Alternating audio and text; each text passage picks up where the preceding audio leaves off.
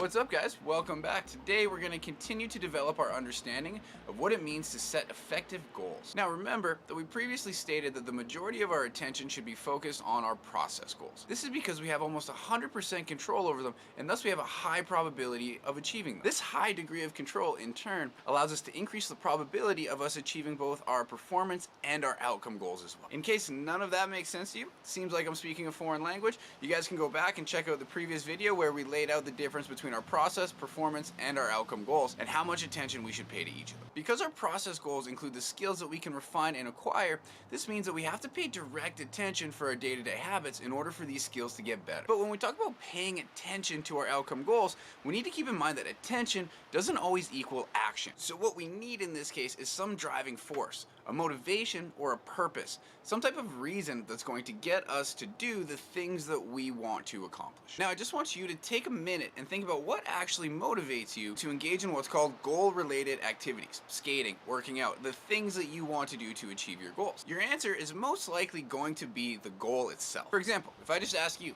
why are you skating 3 times a week and working out 4 times a week? What's your answer likely going to be? I can probably guess that your answer is likely going to be because I want to make team X, Y, and Z next year, or this specific level. And when you say that you want to make this specific level, my response is going to be, why? Why is it important for you to make that specific level of hockey? And I'm just guessing that your answer to that question is going to be because you want to play at an even higher level in the more distant future. And then I'm going to ask why again, and you're going to respond with, I want to play at an even higher level in the more distant future. And you and I are going to keep doing this until it gets dark outside, and we both want to go home. Now, as with any outcome goal, there's really 2 scenarios. You either achieve the goal, or you don't. We're gonna look at what happens in both scenarios. Scenario 1, you achieve your outcome goals.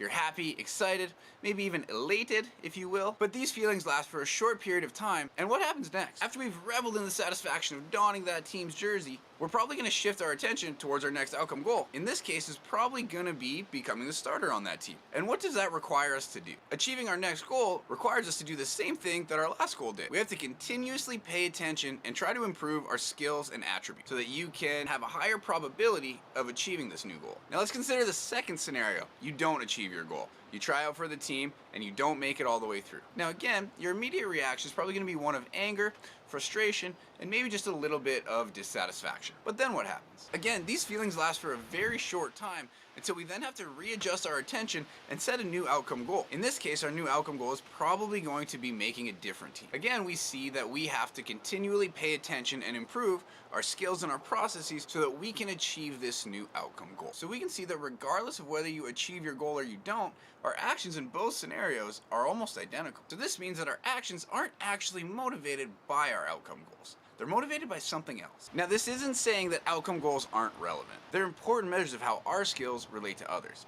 They essentially tell us where we are on our hockey journey and where our next destination should be. But as we can see, their achievement is transient and may not actually have an impact on our actions. This means that our outcome goals should not be the primary purpose for engaging in our goal-related activities. So if it's not our outcome goals, what then should be our fundamental motivation for engaging in the difficult tasks that are required to be a high-level hockey player? The answer is just that. Our inspiration should not be based on what we ought to accomplish, it should be based on who we desire to be. In this case, that's a hockey player. This means that our actions should be driven by our desired identity, not our desired outcomes. Now, if we go back and revisit how we started this segment, me asking you why you're skating 3 times a week and working out 4 times a week in the summertime, if your answer is to be a hockey player rather than what team you want to make, that whole back and forth of me asking you why generally stops there. I can then understand that you're doing these things because it's who you are, or at least who you want to be, rather than doing these things to achieve some superficial accomplishment. So rather than a destination or an endpoint in itself, every outcome goal then becomes a stopping point in realizing who we aspire to be, which by definition includes the actions and the habits of what that desired self does. As Walter Durant famously said,